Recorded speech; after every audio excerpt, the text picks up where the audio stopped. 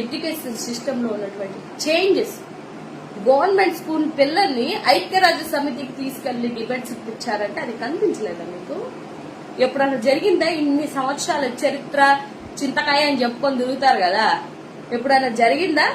ఐక్యరాజ్య సమితికి వెళ్ళి గవర్నమెంట్ స్కూల్ పిల్లలు వెళ్ళి అక్కడ లైవ్ డిబేట్స్ ఇవ్వడం ఏ రోజన్నా చూసారా? నేనైతే చూడలేదు.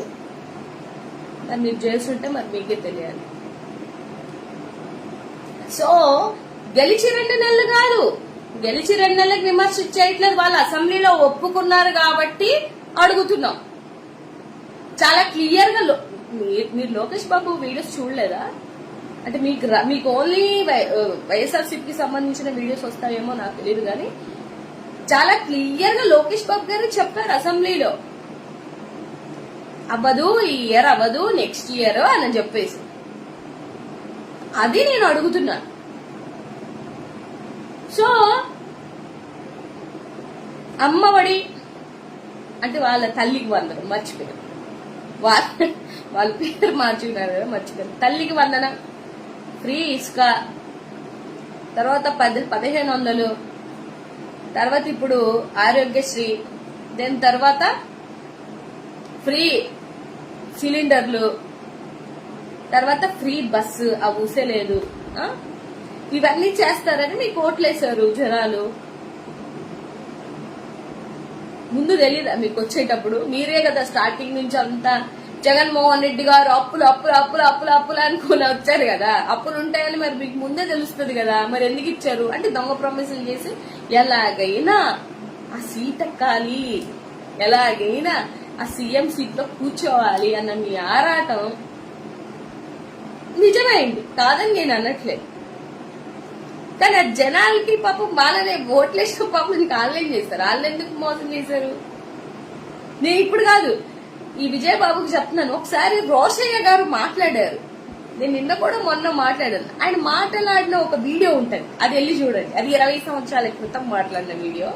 అప్పుడు కూడా సేమ్, ఖజానాలో డబ్బులు లేవు, ఏం చేయలేకపోతున్నాం అని ఆయన చెప్పారని ఈయన వీడియో పెట్టారు. అది చాలా క్లియర్ గా.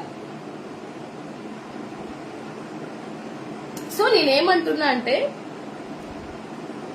పేదల విషయంలో ఈ పెత్తందారులకి ఎప్పుడైనా ఇలాగే ఉంటది, వాళ్ళ మనస్తత్వాలు ఇలాగే ఉంటాయి. పోను ఇంకా అర్థం అవుతుంది. 2 నెలలకి ఇంత అర్థమైందంటే ఇంకా 5 ఏళ్ళు ఉన్నాయి. సో ఇంకా ఎన్ని ఉంటాయో, ఇంకా ఎన్ని చేంజెస్ ఉంటాయో, ఇంకా ఎన్ని మార్పులు ఉంటాయో, ఇంకెంత రోడ్డు మీదకి తీసుకొస్తారో మనల్ని. ఇప్పటికే రోడ్డు మీదకి వచ్చాం, మీకు తెలియట్లేదు. ఆయన అప్పులు పక్కన పెడితే వీళ్ళు వచ్చిన 12,000 కోట్ల అప్పుకిను రేపు తీసుకునే 15,000 కోట్ల అప్పుకి చాలా తేడా ఉంటది. ఎన్ని పడతాయి? అన్ని మన మీద పడతాయి. ఇక్కడ పాయింట్ ఏంటంటే, అప్పులు మన మీద పడుతున్నాయి అనేది పక్కన పెట్టి, మేడం మీరు నంబర్ తప్పు చెప్పారు మేడం, భలే మాట్లాడతారు తెలుసు అసలు. మేడం మీరు నంబర్ తప్పు చెప్పారు మేడం.